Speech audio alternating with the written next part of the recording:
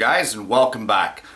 On today's show, I'm going to show you guys step by step how to install one of these, and that would be the Betterly Tru cut table saw insert.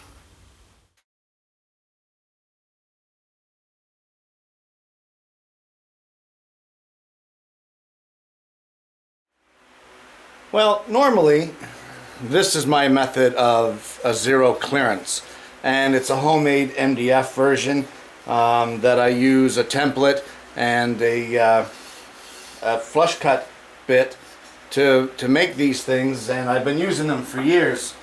But I had the opportunity to get one of these at no cost to me, and I thought, why not? So I thought I might take you guys along for the ride and just see, you know, what happens with it. I've unpackaged everything here that comes with it, and the first thing that I like right off the bat, as soon as I see it, is this little thing right here, made in the good old USA. Now, although I'm Canadian, I would much rather see made in Canada, but I think it's better to keep it made in the States or in Canada for these products. We seem to have a little higher standard of quality for our products, and there's way too many woodworking tools being manufactured in other places of the world. So it's nice to see this one made in the States.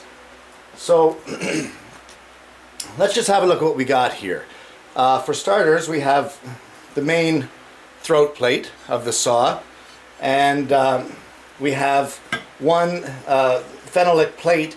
It's kind of like a fiber, almost like a fiberglass plate.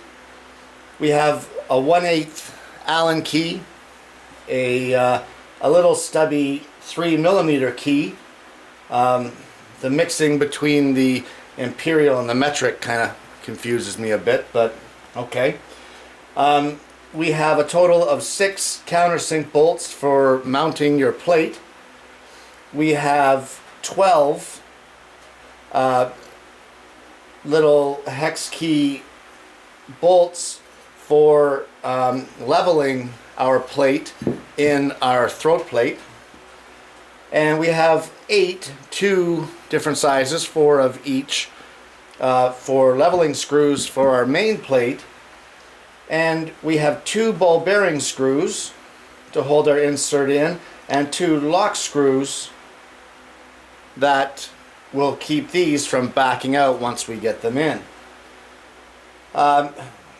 If anyone from Betterly is watching this video, my suggestion right off the bat is these little tiny screws here, these ones that level out our phenolic plate. We're guys. We could put an 18-inch smoothing plane down on the bench and turn around 20 seconds later and we've lost it. So how about some extras? Even 1 or 2. You know, 1 each of the leveling screws, 1 each, or 1 extra of these, maybe 2 extra of these, 1 of these. We have Allen keys in the shop, and you know, of course, maybe 1 extra of these set screws. It's not much to throw in an extra screw, and well, you guys know what it's like. How many times you put down a screwdriver or a pencil and turn around and it's gone, and you spend half an hour looking for it. Try dropping 1 of those in a pile of sawdust. I don't know if you can see how big they are. Yeah, drop 1 of them in a pile of shavings and try to find it. Anyway, that's on first observation. That's what I'm thinking. Extra parts, guys. Anyway, let's have a look at the fit of this particular unit. Alright, well, we're here at the table saw, and for the record, I run a Rigid 3650 table saw, and I'm quite happy with it, have been for years. But here we have the plate, and this plate is aluminum, and again, first impressions of the plate is I really love the way it's been milled. I really do. It's got a beautifully smooth surface. There is no bumps. There is nothing to stop your wood or your stock from sliding smoothly over this, and it seems to be a quality made product. I really like the milling. The threads are clean. Everything about it here I like. I don't see anything that I don't. Even the finger hole for removal is a good size that you can actually get your finger in there, as opposed to having to use your pinky or whatever. So this one here is made for a craftsman saw and for a rigid. So of course they have to have variances for the different saws. So the first thing I'm looking at here is how it fits in the opening for my saw, and it does have a little bit of play side to side, about a 1/16 of an inch, but of course that is what the ball bearing screws are for, to be able to seal it in there once you get it in. It seems to fit well. There's really not much play in it, nothing that I would ever be concerned about. And with that being said, why don't we start putting this together and see how we make out with it. So far, passes on the fit, passes on the finish. I've gone through the parts list, and I have everything. Everything it comes with is here. I'm not missing anything, which is always a good sign. I just want to see how this plate fits in, to see if that's as nicely fitting as what the red throat plate fits in the saw. And I have to tell you that I'm not disappointed. It fits quite well. And it's nice to see that on the back of it they've routed out a groove here to get your blade started. On some zero clearance inserts, I know on mine that I make, I have to route this groove because a 10-inch table saw blade won't go deep enough into your saw, so your zero clearance is actually raised above the table surface. So this groove allows for you to lay your zero clearance down flat and still have your blade all the way down before you cut your slot for your zero clearance. So that being said, it was nice of them to do that grooving for us. And of course, again, the phenolic plate fits very well into this opening. So they've provided us with an addendum here to their instructions, a supplement, of course, for the 512, which is what I've purchased. And basically all they're saying is that due to the different types of saws and throat plates, you're going to require different leveling bolts depending on which throat plate you have in your rigid saw. The opening for the rigid didn't change, the thickness of the throat plate changed. And in my particular instance, I'm going to be needing these longer, the 4 longer leveling bolts for mine. And that's fine. I mean, whatever, bigger things in life to get upset about. Alright, so now let's move along with the assembly of this thing, shall we? So the first step here is going to be installing our 4 leveling screws that we need for this throat plate insert. And 2 go here at the back of the saw and 2 at the front. I know that they provided me with a 1/8 Allen key, and that's really nice of them, but I prefer a T-wrench in this case.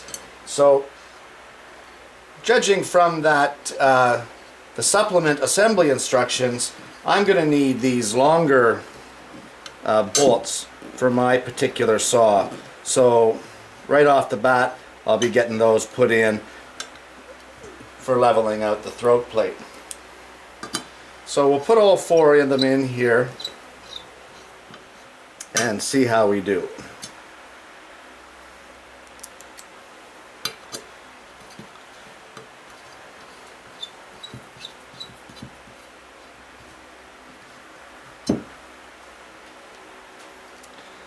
Now I'm not putting these all the way through because of course I don't know their final destination, so just getting them started in there is fine with me. Anyway, there we go. We got those 4 in, and now we're going to move on to the next step, which will be using the stubby 3mm hex key and putting in our threaded ball bearing hold-ins that need to go into this side of the throat plate.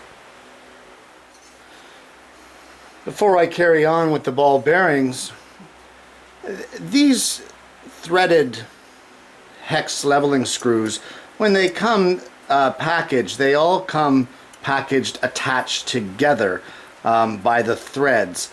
And let me just see if I can show you this here. You can see some little residue there coming off of it where they're attached.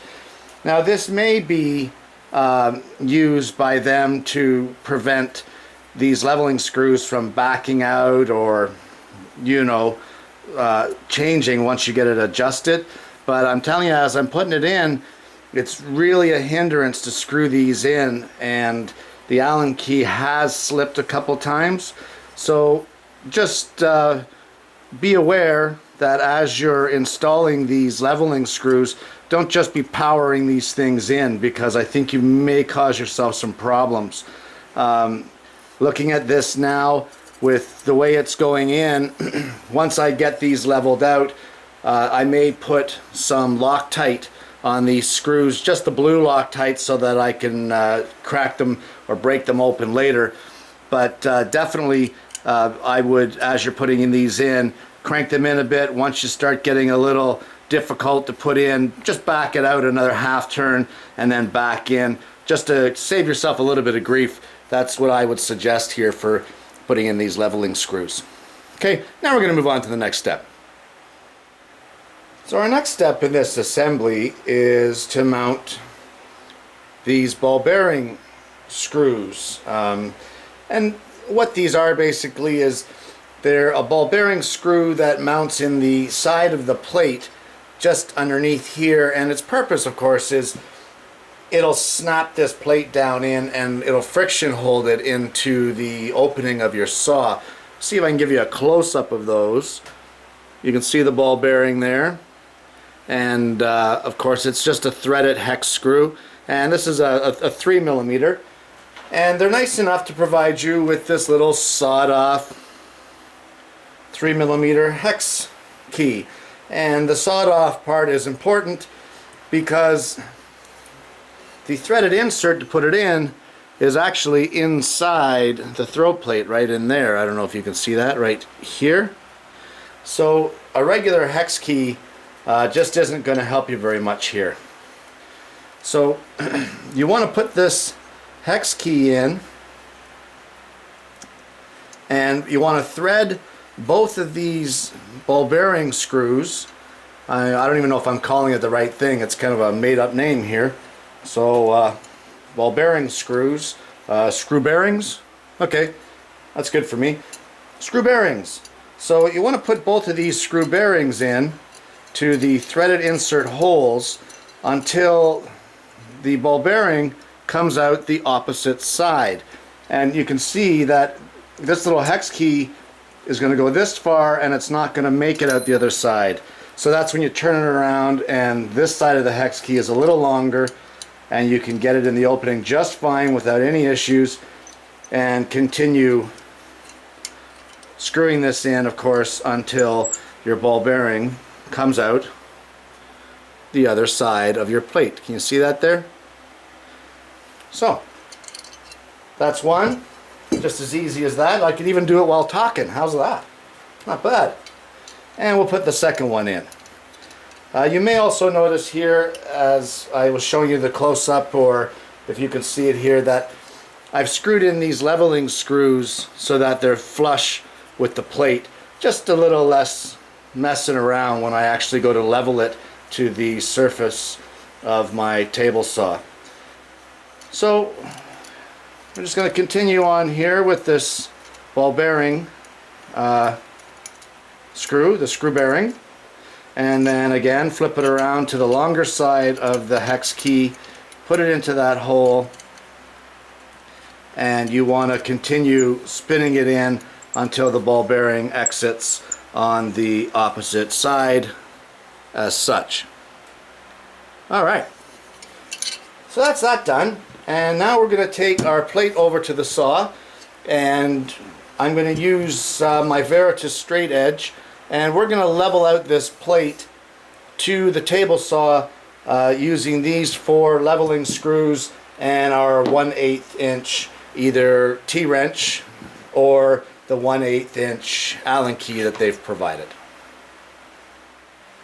Okay, so any of you out there that have a table saw and you use your table saw, you've obviously got a throat plate.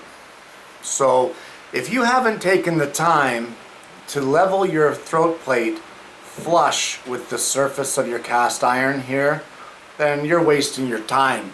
Don't even bother cutting anything on your table saw because your level of accuracy is 0. And the reason for that is if the plate is too low, then the wood will dip into that opening and cause your cuts to be inaccurate as far as the angle that you want it to be cut. If you have this set at exactly 90 degrees, but your wood dips down into your plate, you're no longer at 90 degrees because your wood just did this. If your throat plate is proud of your table, you're causing yourself problems, for starters, with inaccuracy of your cut, changing the angle again, but as well as your stock comes along and hits the plate, that's exactly what it's going to do. It's going to hit your plate. It's not going to run smoothly. And the last thing you want when you've got something that spins with the power that this does, the last thing that you want is to be messing around with obstructions on your saw. So, just like my other plates, and this one's no different, the next step here is to level this plate with the table of my saw. And for me, I like to use my Veritas 12-inch straight edge.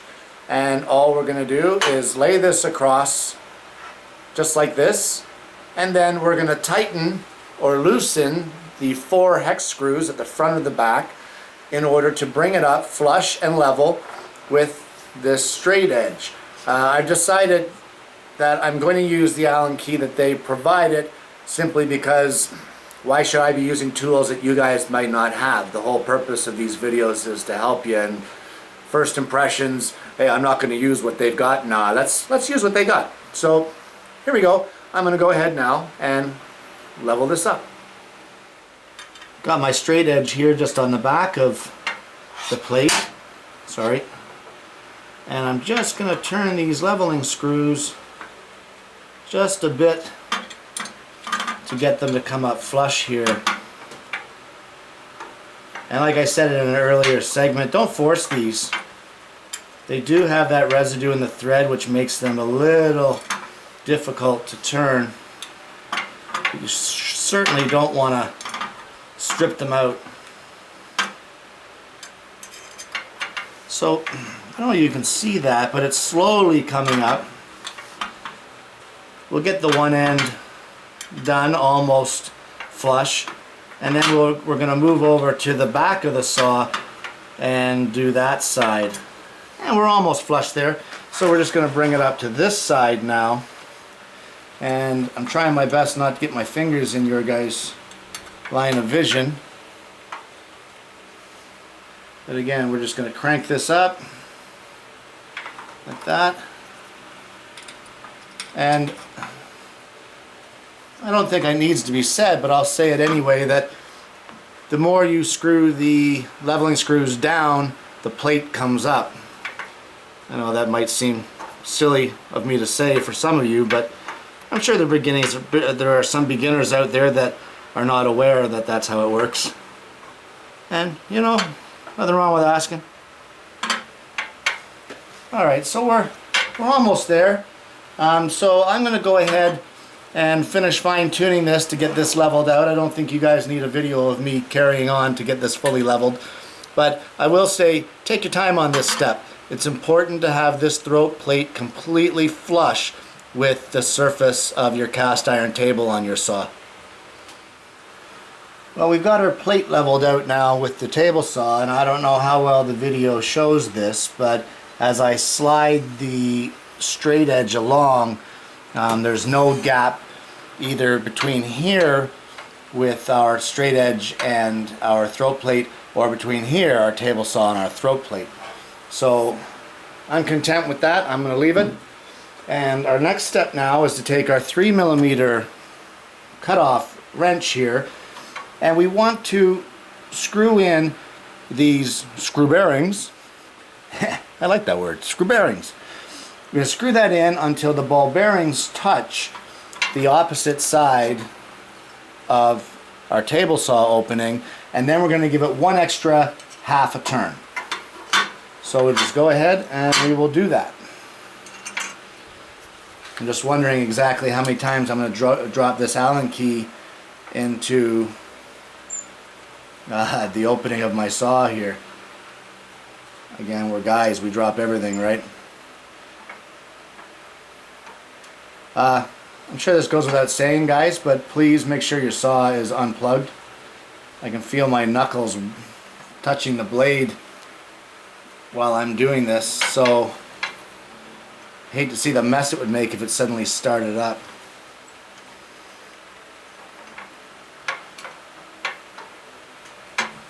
Alright, so like I said, we're just going to get this put in until it touches the other side. There we go, I just touched. I could feel it there touching. Just like that. And then we're going to do this side until it touches. This is a little awkward, but it's a tight area, of course. So, of course it's going to be awkward. There we go. So we're just going to turn this in. Just like that. Until it touches the other side.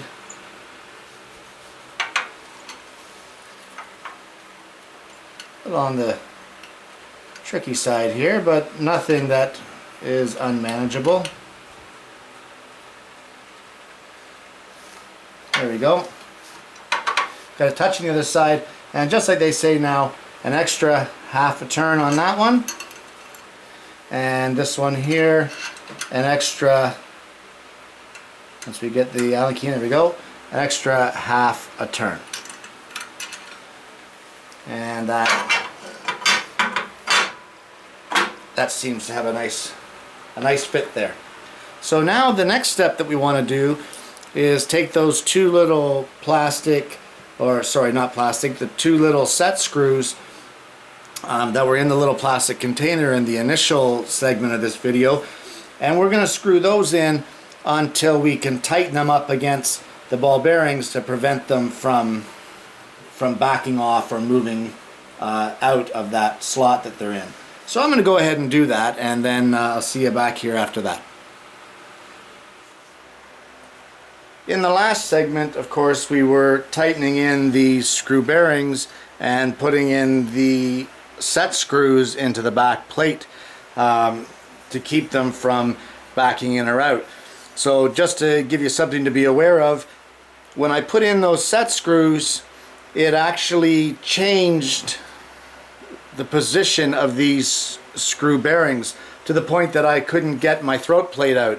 So I had to back them off, and then actually had to make 3 different adjustments in order to get it to sit in there properly. So I would have to do a test adjustment, try it in the saw, a test adjustment, try it in the saw. Not too much of a hassle, but just something to be aware of that that can happen. So next step, in this particular case, we will have to insert the 12 hex screws into the base of this plate. And these, of course, will be the hex screws that are used to level out the phenolic plate once it's in place. So again, I'm going to go under the assumption here, because these were all attached together in the same fashion as the initial leveling screws were. Again, you don't want to force them in because of the kind of goop that's on them, and I do believe it's kind of like a Loctite material that holds them together. That seems to be what it resembles. But I'm going to go ahead and put all 12 of these leveling screws in here, and we'll move on. I'll just show you where they go.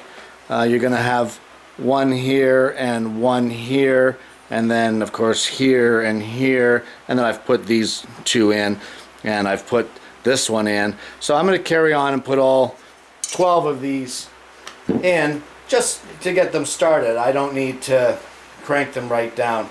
So I'm going to go ahead with that, and then we'll carry on after that.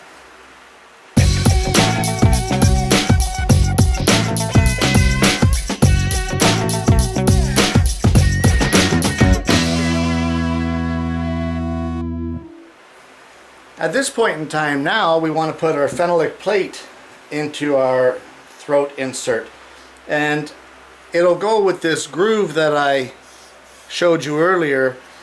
Will be facing down. You can see I've turned my plate over. This is the top side of our plate.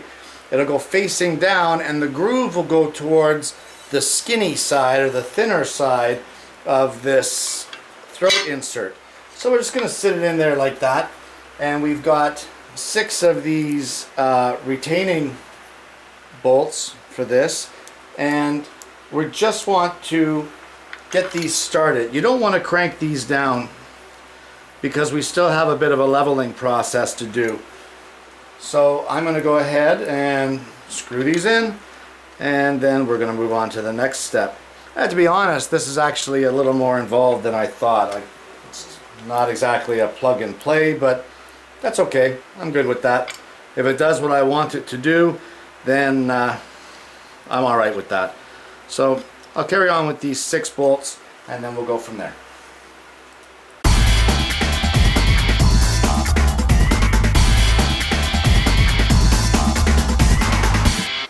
The next step in this whole process is we have to get this phenolic plate now leveled with our insert.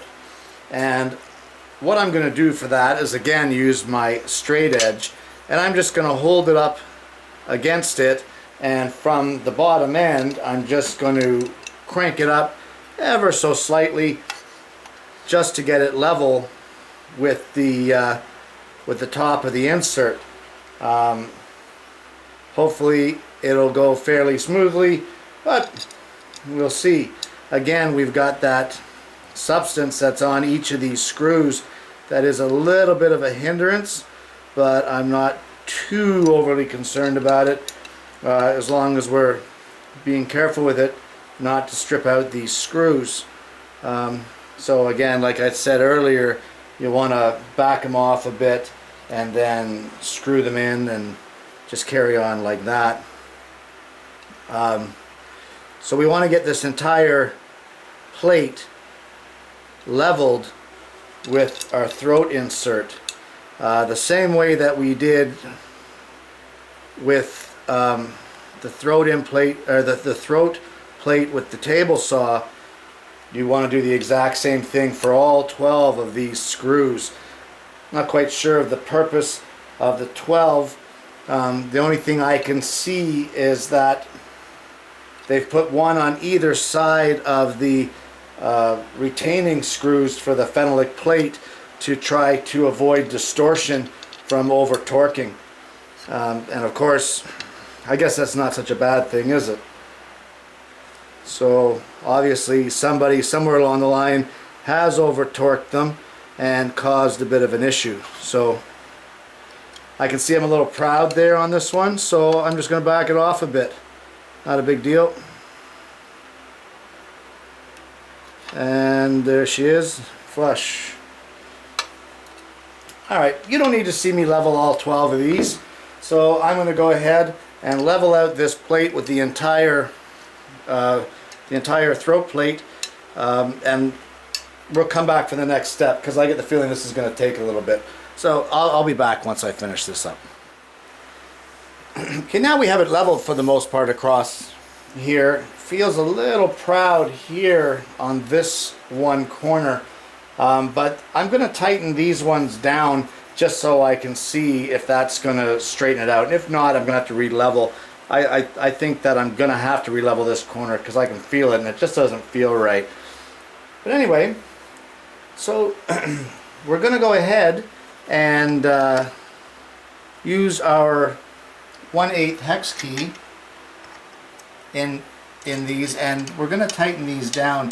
Now you do not want to over tighten these hold down bolts.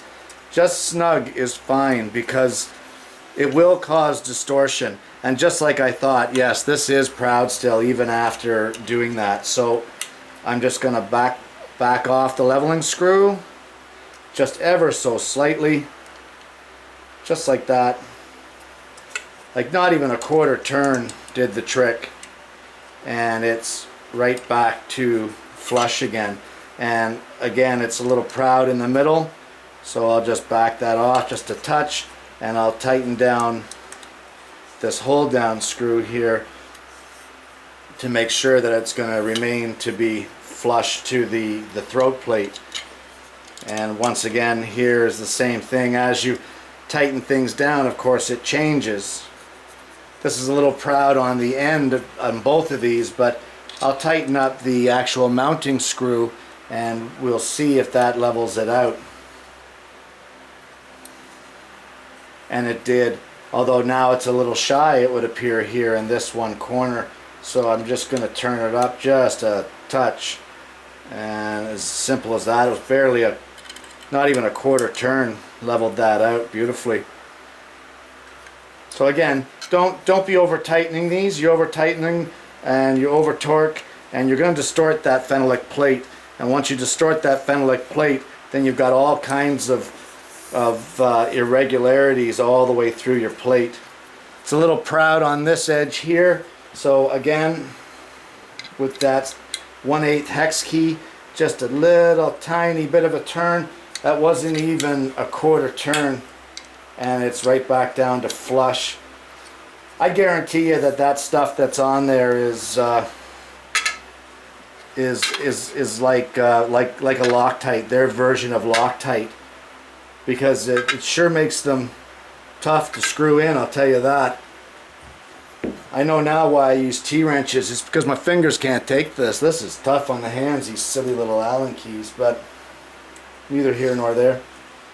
Okay, so we've got this all leveled up and tightened down as much as what I'm happy with. Again, don't over torque. Just takes a little bit of pressure to hold down that plate. It's you know, doesn't take much. And now we're going to move on to the next step. Okay, so here we are at the saw, and the first thing that we're going to want to do here is I want to ensure that my blade is 90 degrees to the table. So I'm going to use my tilt box and zero it out on my table, snap it on my blade, and we are exactly at 90 degrees. Love this tilt box. Anyway, so there we are at 90 degrees. You then want to lower your blade all the way down, as far as she'll go. I'm getting my exercise today. And then you want to take your plate and place it into your opening. And that's pretty firm there. I kind of like the way that fits. It's got a better fit than the stock one that came with it, I'll tell you that. Anyway, from there, take your straight edge and go along, and from back to front, front to back of this plate, just ensure that it is still flush with the table saw. And I can see right here, I've got a problem. It is not much of one, but it's enough to cause me some concern. So I'm going to have to level this out. And it looks like the plate may be a little high right here. So I'm going to go ahead and level that out, and then we're going to come back. So the plate is now leveled and it's flush with my table saw. And I'll tell you what the problem was after all my yapping and yipping about over torquing. Middle screw on the left, slightly over torque, just ever so slightly, but just enough to buckle that plate and cause a bit of distortion. So again guys, watch the distortion on this plate. So anyway, what you want to do now, with your blade all the way lowered, you want to take a nice solid board and you want to lay it across here. Now I've got a nice chunk of oak, and it should suit me well here. I'm just going to bring my fence over just to assist me a little bit in this. So we've got our chunk of oak and we're just going to clamp it down. And the purpose for clamping this down is just to keep that plate from popping up while we're running our blade up through it. Because you never know what could happen. So the object here now is to start up the saw and slowly raise your blade up through this phenolic plate. We've got this board firmly in place, so we're going to turn on the dust collector.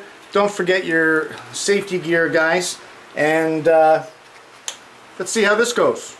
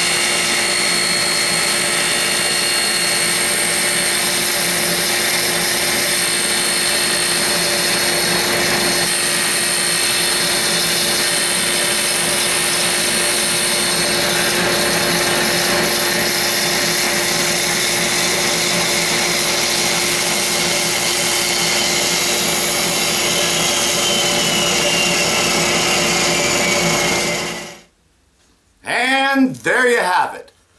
The Betterly table saw insert. Way better fit and finish, in my opinion, than the stock that came with my saw. And over the next few months of using this, I'll try to give you guys some feedback as to what I think of its performance over those few months. But sorry for the length of the video, but this isn't exactly a plug-and-play unit. It does take some setup, and the purpose of this video is to help you guys through that setup. So hopefully it'll help some of you out. Guys, thanks for watching, and I'm going to see you again next week with yet another woodworking video.